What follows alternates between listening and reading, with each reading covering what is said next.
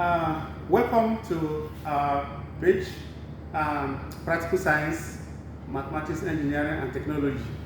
Today we are going to be discussing physics question, okay? We have a physics problem to solve. It says, two bodies have masses in the ratio 3 to 1. They experience forces which impact to them accelerations in the ratio 2 to 9, respectively. Find the ratio of forces the masses experienced. Okay? So we have masses, we have acceleration, and we have forces. Now, we are given the options of answer. A, is it 1 to 4? B, is it 2 to 1? C, is it 2 to 3? And D, is it 2 to 5? These are an OBJ question from one of the JAM questions in the past year, Nigerian JAM. Okay, so solution. We're going to find the solution. Solution, as usual. Let us draw the bodies, right? This is the first mass, and this is the second mass. Okay? So this one, we'll call it M1, and then this one is what? M2. So mass 1 and mass 2. Now, the force that is applied to both causes them to move in one direction. So we'll say this is A1, right? Acceleration 1. And then the force acting on this guy produces acceleration 2. Okay? Now, because there is mass and acceleration, there is going to be force. So let the force acting on M1 be F1.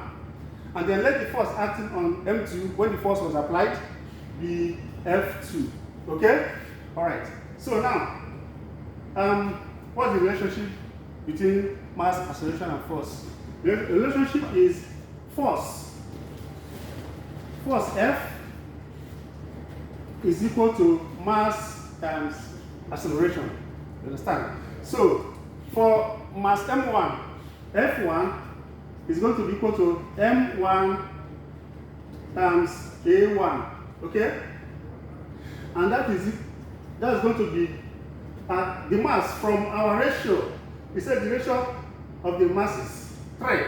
So for M1, the mass is 3 from the ratio we are given. So we have 3 times, for the acceleration, the acceleration of M1 is 2, because we have the ratio 2 to 9. So we have 2, and that's equal to 6, right? Okay. Then for F2 will be equal to M2 times A2, and that will be equal to, from the ratio we are given, M2 is 1. 1 times the acceleration is 9.